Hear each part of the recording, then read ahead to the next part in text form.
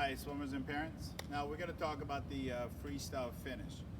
Any stroke, freestyle backstroke, breaststroke, butterfly, any stroke, finish is what's kind of considered to be most important part of the swim. Even though how great the 99% of the race you do, but the last 1% of the finish where you miss, the first 99% great swim doesn't apply to that, as a 100%.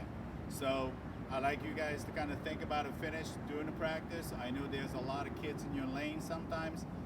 Kids may block you on the wall, but let's try to work as a team. So once you finish, you move away so that there's a person behind you have a place always come into the finish. When you guys finish in the wall, make sure keep your eyes on the wall. Okay, a lot of you guys coming in the wall like, I'm gonna grab it, or sometimes don't even reach to the wall, stand up and then touch the wall. Okay, every day that you have a practice, there's an opportunity to practice the part of the technique stuff, and the finish is one of them. Okay, so I like you guys to go, depends on the age group you're at, between the 3 to up to 6 strokes. I like you guys to practice not to breathe going in the wall. Okay, so coming in the wall, that way you keep eyes on the bottom and also keep eyes on the wall. Make sure you finish with the full reach, full extension of the reach. When you finish, okay, some of you guys are a little worried that if I hit too hard or my finger hurts. I understand that. But instead of doing it, place your hands from the top to finish, which obviously it's gonna hurt your hands quite a bit. Instead of touching the nails, try to find the fingertip right here and try to press your hands on that portion to touch the wall, okay? Your goal is to try to quickly touch the wall as much as you can. Some of you guys, like we have the pool, that some people grab on the top, okay?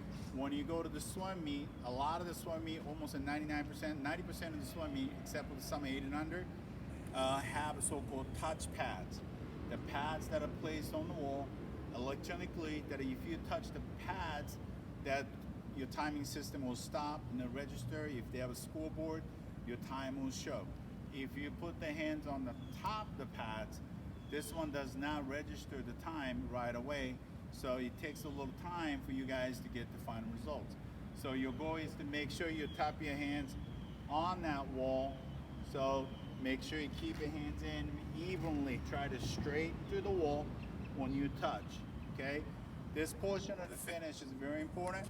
There's also a couple of ways to do it, but there's only one that works the best on the free, okay? Make sure you are not finishing square, okay? That means that your stroke is now fully extended. Your fully extended means you take the one stroke less, keep it flat to rotation all the way, full extension. See how long I can stretch my body? That's how far you can reach out to the finish. Of course, your eyes are down, look at the wall, turn your body. And if you're a little too far, even farther than that on the wall, sometimes you're going so fast, you kind of misjudge sometime in the wall. If you get that portion, try to give as much push you can get, as much reach you can reach. Push it with the strong kick until you keep that, until your fingertip touch the wall. Okay, it's very important to make that as everything you have. Make sure you're not slowing down prior to the touch. Okay, I touch. Okay, if you're working on 99% of races, let's try to make that last 1% to be absolute the best you can finish, so you can get that best results can get out of it at that particular swim. Okay, let's sidetrack a little bit about how important it is on the finish. Okay, everybody know who the Michael Phelps is. Michael Phelps is 2008 Beijing Olympics. He came from behind on the 100 butterfly. Okay, everybody thought he's gonna play second, and he in fact took a little extra stroke, but that extra stroke versus long finish on his competitor, he got the gold medal for that particular event for 0.01 second gap. You can't snap a finger fast enough to make that difference. So that's how much that finish is important. If you can go on YouTube and look at the 2008 Beijing Olympic Michael Phelps 100 butterfly finals, and you get to see that excitement, that how important it is to make a big difference. That meet he made 8 gold medal, and that's the most gold medal in the single Olympics ever in history. And without that finish, he wouldn't have that. And that same meet, there's a men's 400 freestyle relay. Jason Lezak, also the American, and who anchored from behind, came really strong to not to breathe the last, I believe, almost 6 to 8 strokes. Don't breathe, reach, dive into the finish to give the part of the gold medal to the Michael Phelps. So those are one of the most exciting races. There's many more out there, but at the Olympic level, that you can see it, how important it is on that finish. So that said, make sure you're not slowing down prior to the going to the wall. Full speed, get that legs in. I know you're careful with your fingertip, but make sure you watch this finger part of that, fat part of that finger. Make sure you touch the wall. Okay. If you're a little bit more concerned about it, make sure you're not grabbing on the wall when you touch the wall. That's the most important part. Okay.